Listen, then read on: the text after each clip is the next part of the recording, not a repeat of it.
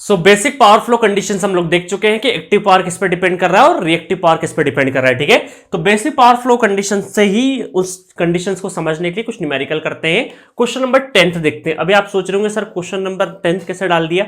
9 question हम लोग per unit system तक कर चुके हैं, ठीक है।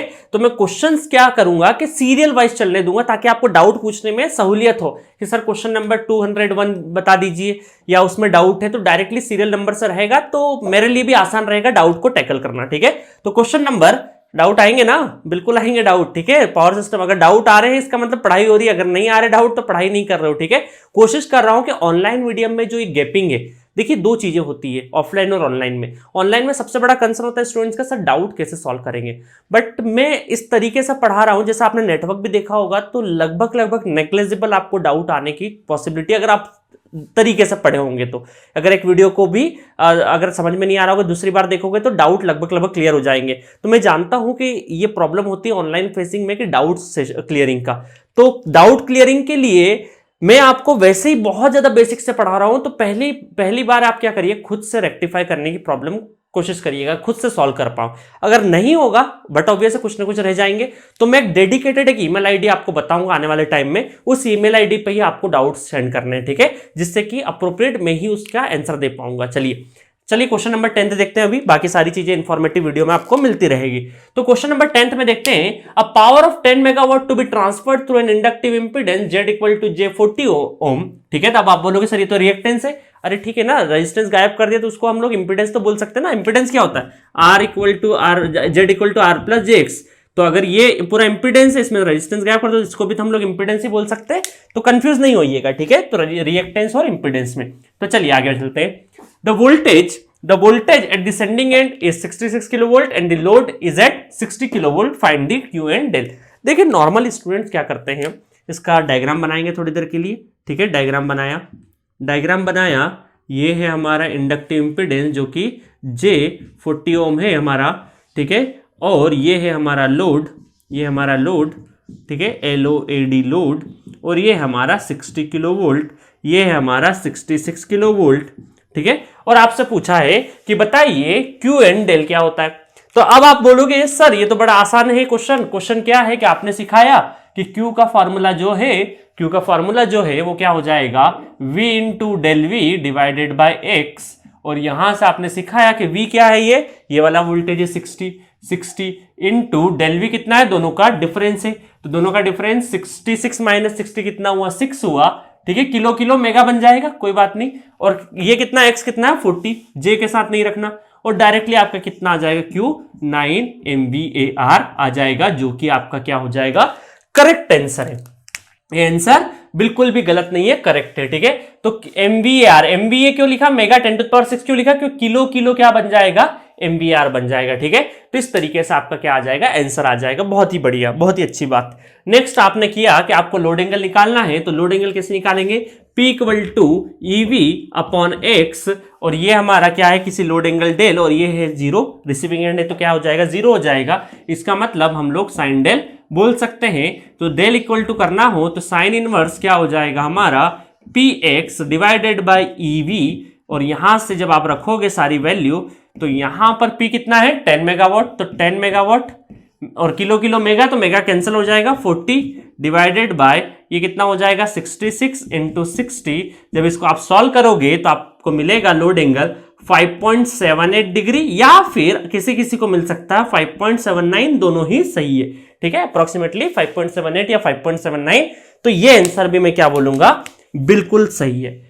अगर ये क्वेश्चन ऑब्जेक्टिव एग्जाम में आता तो दोनों आंसर सही है, आपको +2, अगर 2 नंबर का पूछते तो 2 नंबर, और 1 नंबर का पूछते तो 1 नंबर, मिलके आपके गेट में क्या हो जाते हैं, 2 नंबर आ जाते हैं। किसी भी ऑब्जेक्टिव एग्जाम में आपका क्वेश्चन करेक्ट होता, ऑब्जेक्टिव एग्जाम में। बट यही क्वेश्चन अगर कन्वेंशनल एग्जाम में होता तो सिरे से गलत हो जाता है ये क्वेश्चन, ठीक है।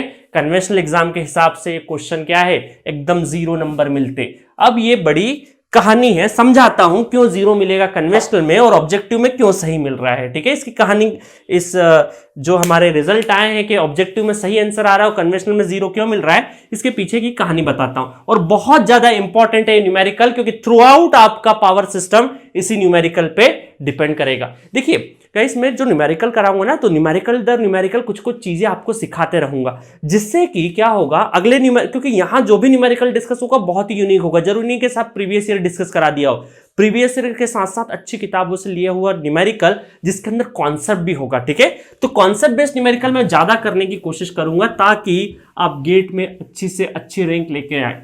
ठीक है, तो अब चलिए, कन्वेंशनल एग्जाम होता तो ठीक है, कैसे करते हैं इसको। पहली चीज, अगर 10 मेगावाट है 66 किलोवोल्ट 60 किलोवोल्ट और कुछ नहीं दिया है, तो हम लोग बाय डिफॉल्ट क्या मानेंगे, that is a 3 phase system. 3 phase system है, और मुझे पता है ये जो इक्विवेलेंट डायग्राम है, क्योंकि जितनी भी ओमिक वैल्यू होती है वो हमेशा, जितनी भी ओमिक वैल्यू होती है हमेशा पर फेज में डिफाइन होती है। तो इसका मतलब ये पर फेज सर्क्यूट है। क्या है, वन फेज का सर्क्यूट है। वन फेज का सर्क्यूट का मतलब अगर दो चीजें है, पहली चीज कुछ भी नहीं दे रखे, मेगावाट दे दिया आपको, ये दे दिया तो बाय डिफॉल्ट किलोवोल्ट दे दिया, तो बाय डिफॉल्ट इसको क्या मानेंगे, आपको 3 फेज सिस्टम मानना है। 3 फेज सिस्टम मानना है, ठीक है। तो आपको रिप्रेजेंट, और जितनी भी ओमिक वैल्यू है वो काय में है, और हमेशा always ohmic value should be define इन पर फेज। ठीक है, आपको पर फेज चलाना है।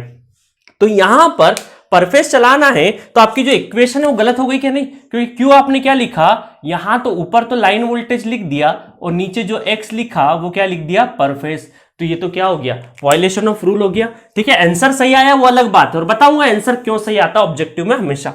तो यहां से ओमिक वैल्यू आपको पता चल गया कि पर फेज में, और यहां से अगर आपको स्टार डेल्टा कुछ भी मेंशन नहीं है, तो डायरेक्टली ये जो वोल्टेज है काय में है, स्टार में है। तो ये बात भी आज आपको नहीं पता चल गई कि जब भी कुछ भी मेंशन है डायरेक्टली, अगर कुछ भी मेंशन नहीं हो तो हमको क्या मानना है, star. Voltage are in star connection, star हो चुका है तो स्टार में हम क्या बोलेंगे, और जो भी वोल्टेज गिवन जब तक फेज नहीं बोले वो क्या है, हमेशा लाइन वोल्टेजेस है। तो लाइन वोल्टेजेस है तो पर फेज में कन्वर्ट करना है, तो यहां पर क्या हो जाएगा, per phase equal to line by √3। तो इसका मतलब है √3 और √3।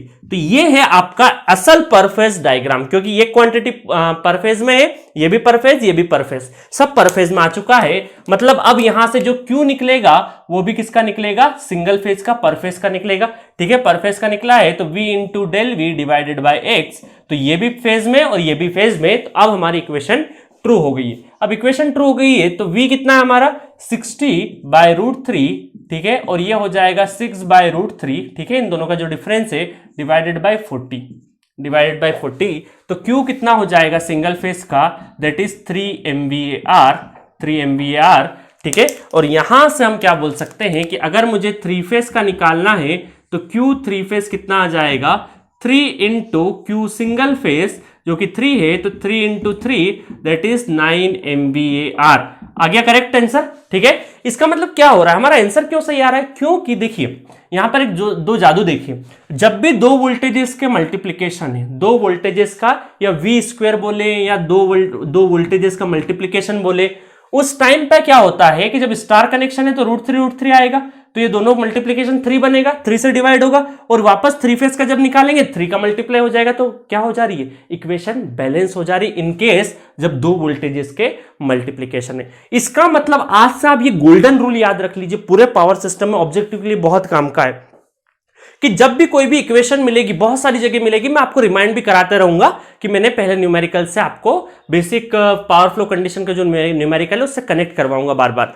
तो जहां जहां पर भी वो दो वोल्टेजेस का मल्टीप्लीकेशन है, डायरेक्टली आप क्या रखिए, डायरेक्टली लाइन वोल्टेजेस का यूज कर सकते हैं, क्योंकि वो ऑब्जेक्टिव एग्जाम में कोई आपका प्रोसीजर देखने नहीं आ रहा, बट आपके दिमाग में क्लियर होना चाहिए प्रोसीजर वाइज ये गलत है, प्रोसीजर वाइज ये सही है। ठीक है, तो आपको कन्वेंशनल में इस तरीके से करना, ऑब्जेक्टिव में आप डायरेक्टली कर सकते हैं, क्योंकि वहां तो टाइम बचाना है। तो ठीक है, तो डायरेक्टली लाइन वोल्टेजेस को यूज कर सकते हैं इन केस ऑफ ऑब्जेक्टिव, और कब, जब दोनों वोल्टेजेस के मल्टीप्लीकेशन हो। बाकी कहीं पर भी गोल्डन रूल याद रख लीजिए कि यहां पर ZPH अगर निकालना है तो VPH/IPH, फेज और वोल्टेज दोनों क्या होनी चाहिए, फेज क्वांटिटी, तभी ओमिक वैल्यू काय में आएगी, फेज में आएगी। ठीक है, नेक्स्ट तरफ बढ़ते हम लोग कि यहां पर जो P वाला है, P equal to EV/X sine del ठीक है।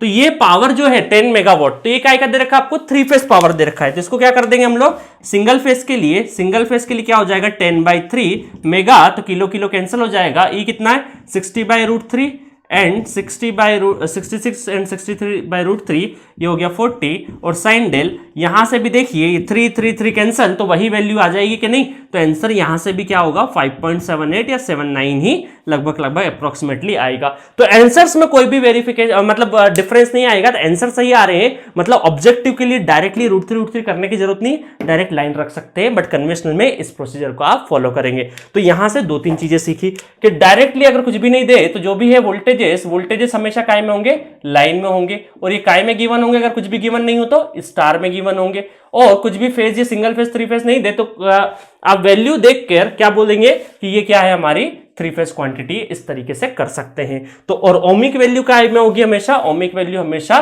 पर फेज में ही डिफाइन होती है। इस वजह से हर पावर सिस्टम में, क्योंकि ये सबसे बड़ा ड्रॉबैक है, क्योंकि स्टूडेंट दूसरा सिंगल फेज वगैरह पढ़ते हुए आते हैं और इधर से तुरंत ही जब 3 फेज का आता है तो डायरेक्टली वो पुटअप करना स्टार्ट करते हैं और कैलकुलेशन एरर होना स्टार्ट हो जाती है।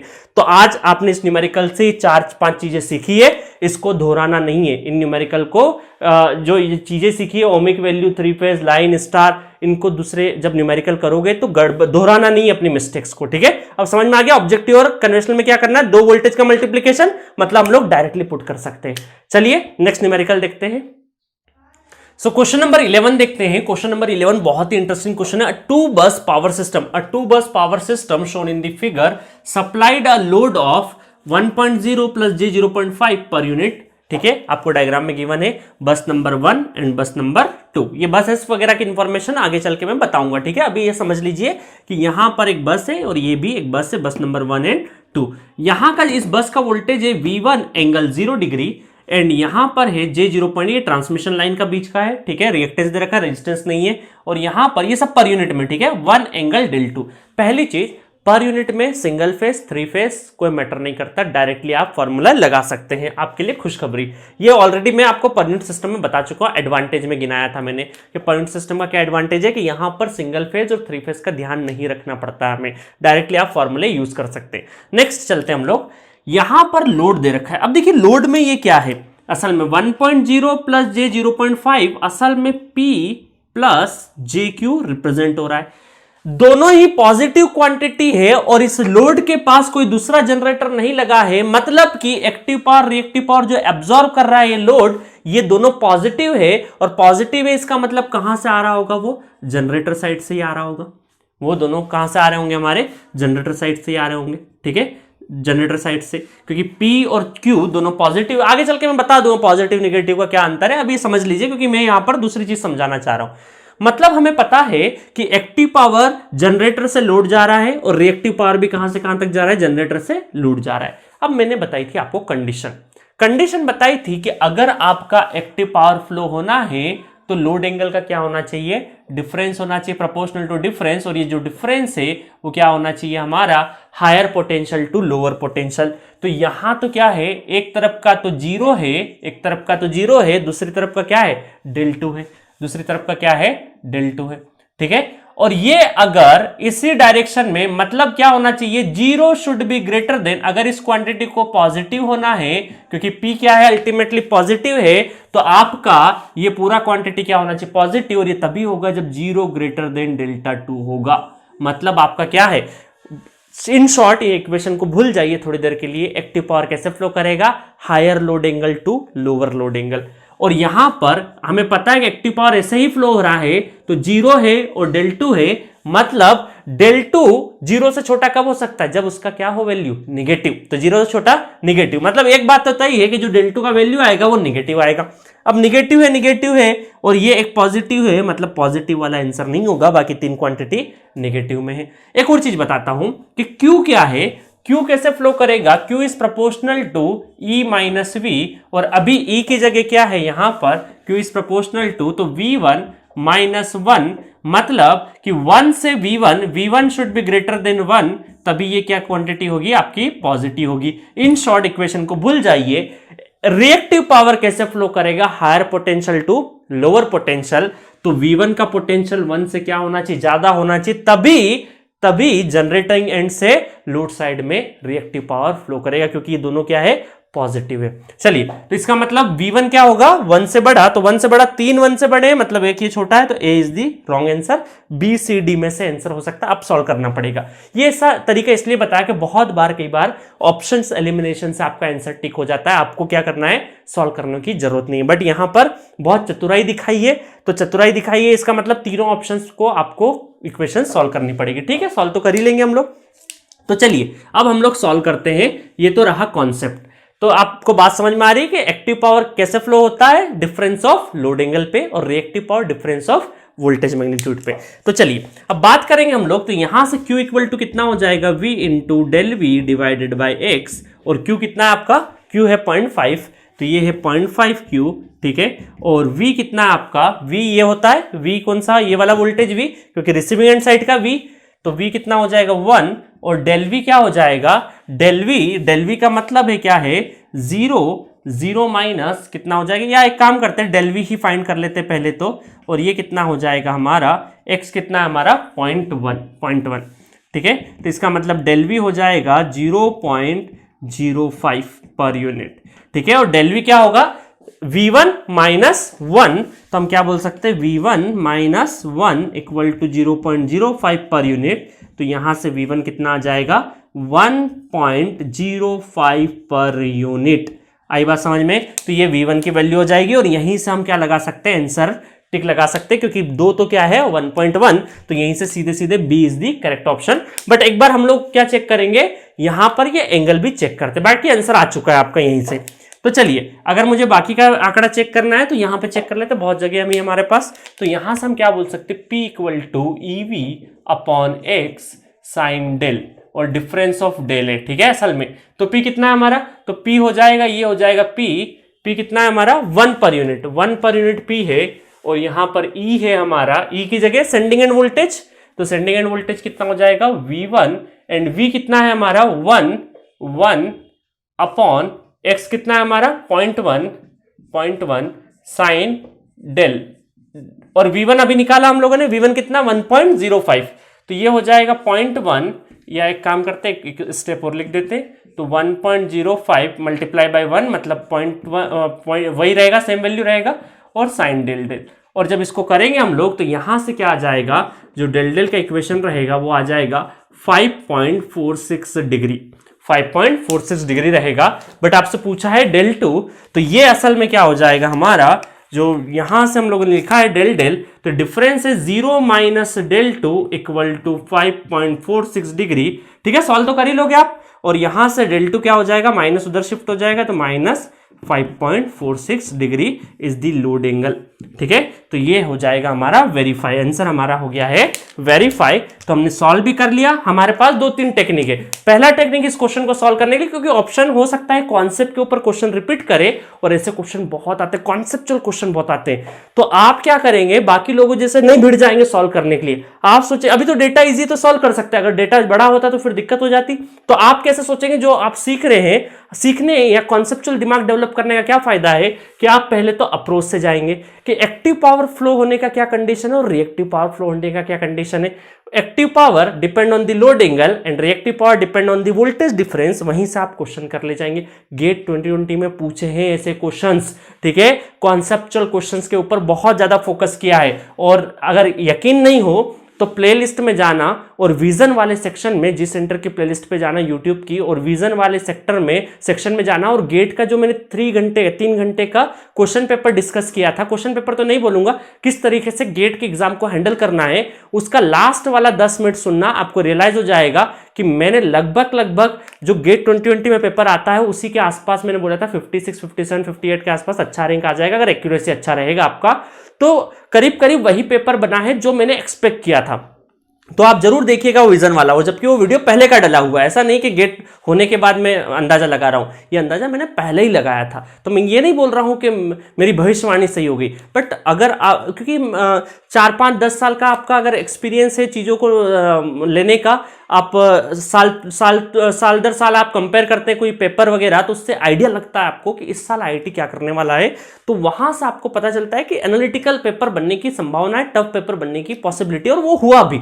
ठीक है, तो आपको आपका एनालिटिकल, और आपको 100% पेपर नहीं करना, आप पेपर में 25 क्वेश्चन छोड़ भी देंगे तो भी आपका कुछ नहीं होने वाला है। बहुत अच्छा रैंक अंडर 100 फिर भी लाया जा सकता है। That is a best example of GATE 2020। अगर किसी ने 25 क्वेश्चन भी छोड़े और बाकी बचे हुए एक्यूरेसी से करे तो अंडर 100 रैंक है उसका। ठीक है, तो चलिए अभी हम लोग बात करेंगे कॉन्सेप्ट सीखने पे। एग्जाम अभी दिमाग से निकाल दीजिए, आपको सब्जेक्ट सीखना है, एग्जाम बहुत दूर है, बताऊंगा एग्जाम को अलग कैसे कैसे तैयार करेंगे, अभी सब्जेक्ट सीखिए। ठीक है, सब कुछ डाला है, सारे इंग्रेडिएंट्स डाले हुए हैं, वो चाहे कोई सी भी एग्जाम लिखना हो आपको पढ़ने के बाद। तो आपको सबसे पहला प्रोसीजर आपके कॉन्सेप्ट को देना है और एलिमिनेट करने की कोशिश करना है। उसके बाद आपको क्या देना है कि एक हाफ पोर्शन सॉल्व कर लिया, उससे देख लिया आंसर आ रहा है क्या, लगा दिया टिक, ये सॉल्व करने की जरूरत नहीं है। बट अभी हम सीख रहे हैं इस वजह से ये वाला भी सॉल्व किया है हम लोगों ने, अदरवाइज आपका यहीं से आंसर आ जाता। देखो कॉन्सेप्ट का क्या फायदा है, मान लो खुदा ना खास्ता कुछ गड़बड़ हो कि या पॉजिटिव एंगल आ जाता और यहां ऑप्शन में पॉजिटिव एंगल भी होता तो आप लकीली टिक कर देते, बट आपको पहले से अंदाजा था कि del2 जो आएगा वो निगेटिव आएगा। पॉजिटिव अगर गलती से भी आ जाता तो आप टिक नहीं करते, क्योंकि कॉन्सेप्ट आपका टिक नहीं करने देता। तो कॉन्सेप्ट, दिमाग को डेवलप करना है हमें। ठीक है, तो ये दो एग्जांपल दिए मैंने, जिससे कि मैंने प्रूफ किया है कि बेसिक पावर फ्लो कंडीशन किस किस पे डिपेंड करती है, और बहुत ज्यादा काम की है ये सारी इक्वेशन, सारा कॉन्सेप्ट। आगे जब मैं voltage control, power factor improvement पे पढ़ाऊंगा या ट्रांसमिशन की जब इक्वेशन पढ़ाऊंगा, तब ये सारे के सारे कॉन्सेप्ट रिपीट होने वाले हैं। तो अभी बेसिक चीजें चल रही है, ताकि हर जगह का मैं थोड़ा थोड़ा टच दे सकूं, ताकि मैं जब डेप्थ में पढ़ाऊंगा हर एक चीज, transmission, distribution, voltage control, stability, fault, तब आप बहुत ही अच्छे से सारे कॉन्सेप्ट सीख पाए। तो चलिए एट दिस नोट मैं खत्म कर रहा हूं, बेसिक पावर फ्लो कंडीशन खत्म हो चुकी है। ठीक है, अब नेक्स्ट लेक्चर में बात करेंगे नेक्स्ट टॉपिक की, that is type of the conductor के कंडक्टर कौन कौन से हैं, क्योंकि इलेक्ट्रिसिटी जनरेट हो चुकी है, इलेक्ट्रिसिटी की कंडीशन पता चल चुकी है। अब इसको हमको क्या करना पड़ेगा, किसी मीडियम के थ्रू क्या करना पड़ेगा, ट्रांसफर करना पड़ेगा। तो ये जो वायर है, जो कंडक्टर है, ये कौन कौन से टाइप्स के हो सकते हैं, नेक्स्ट लेक्चर में वो सीखेंगे।